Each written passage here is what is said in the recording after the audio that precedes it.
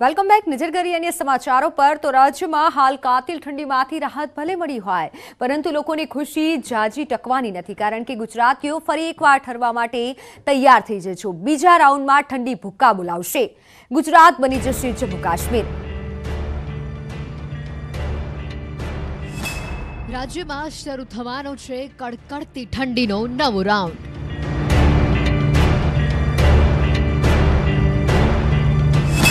ગુજરાતીઓ ઠંડીમાં ઠરવા થઈ જજો તૈયાર।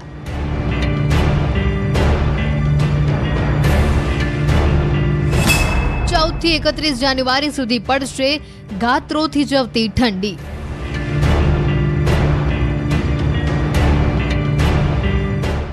જી હા, હાલ ભલે રાજ્યના લોકોને ઠંડીથી રાહત મળી હોય, લોકો ઠંડી ગાયબ થઈ જતા ખુશ હોય, પરંતુ રાજ્યમાં કડકડતી ઠંડીના નવા રાઉન્ડનું કાઉન્ટડાઉન શરૂ થઈ ગયું છે। બસ થોડા જ દિવસોમાં ગુજરાત બની જશે હિલ સ્ટેશન। ગુજરાતના મોટાભાગના જિલ્લાઓમાં બની જશે જમ્મુ કાશ્મીર। ગુજરાતમાં કાતિલ ઠંડી ફરી પડવાની છે। મોટાભાગના શહેરોમાં 6 થી 7 ડિગ્રી સુધી તાપમાન પહોંચી જવાની આગાહી છે। હવામાન વિભાગ અને હવામાન નિષ્ણાત અંબાલાલ પટેલના અનુમાન મુજબ 14 જાન્યુઆરીથી 31 જાન્યુઆરી સુધી ઠંડી કહેર મચાવશે। असे काळमी असे देशना उत्तरीय पर्वतीय प्रदेशની આવતા સીધા પવનોના કારણે ઉત્તર મધ્ય ગુજરાતના ભાગોમાં ઠંડી। ભાજપની શિસ્ત સમિતિને મળી 650 ફરિયાદ। કમલમમાં શિસ્ત સમિતિ ઝોન પ્રમાણે ફરિયાદ સાંભળી છે। ઉત્તર ઝોનની 125 થી વધારે ફરિયાદો મળી છે, સાંભળવામાં આવી છે, જ્યારે સૌરાષ્ટ્ર કચ્છની 150 ફરિયાદો પર સમિતિનું મંથન।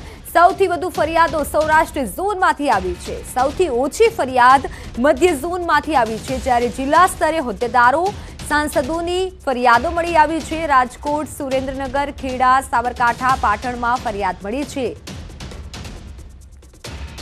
તમારી સાથે સંવાદદાતા મયુર જોડાઈ ગયા છે। મયુર, વાત કરીએ તો ભાજપની શિસ્ત સમિતિમાં ફરિયાદો જે પ્રમાણે મળી આવી છે 650 જેટલી આ ફરિયાદો મળી આવી છે, શું વધુ જાણકારી?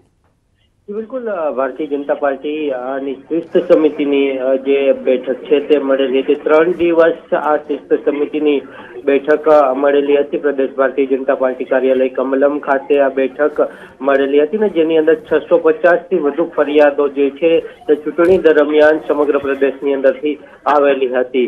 ખાસ કરીને સૌથી વધુ ફરિયાદ જો વાત કરીએ તો સૌરાષ્ટ્ર કચ્છ ઝોનની અંદરથી આવેલી હતી, જેની અંદર પાર્ટીના મોટા નેતાઓ સામે પણ ફરિયાદો સામે આવેલી હતી। તો સાથે જ રાજકોટ અને સુરેન્દ્રનગર જિલ્લાની અંદર જે સાંસદો છે તેમની સામે પણ ફરિયાદો આવેલી હતી। તે જ રીતે જો વાત કરવામાં આવે તો બીજા નંબરે જે ફરિયાદો રહેલી છે 125 ફરિયાદો જે છે તે ઉત્તર ઝોનની અંદર મળેલી છે। ઉત્તર ઝોનની અંદર પણ સંસદ સભ્યો સામે ફરિયાદો છે તે સામે આવેલી છે। તે ઉપરાંત જો વાત કરવામાં આવે તો સૌથી ઓછી ફરિયાદો એ મધ્ય ઝોનની અંદર આવેલી છે। મધ્ય ઝોનની અંદર પણ સાંસદો સામે ફરિયાદો જે છે તે જોવા મળેલી છે અને તે જ રીતે દક્ષિણ ઝોનની અંદર પણ કાર્યકરો સામે જે ફરિયાદો છે તે આવેલી છે। સાથે જ જો વાત કરીએ તો અમરેલી હોય, બોટાદ હોય, પોરબંદર હોય, રાજકોટ હોય, જામનગર હોય, આ જિલ્લાઓની અંદર પૂર્વ ધારાસભ્યો સામે પણ ફરિયાદો જોવા મળેલી છે। બિલકુલ મયુર, આ સાથે વાત કરીએ ભાજપને લઈને જે ગેરશિસ્તની વાત કરીએ। આભાર સમગ્ર માહિતી બદલ। તો સમિતિએ આક્ષેપોને સાંભળી અને હવે રિપોર્ટ સમિતિ તૈયાર કરશે।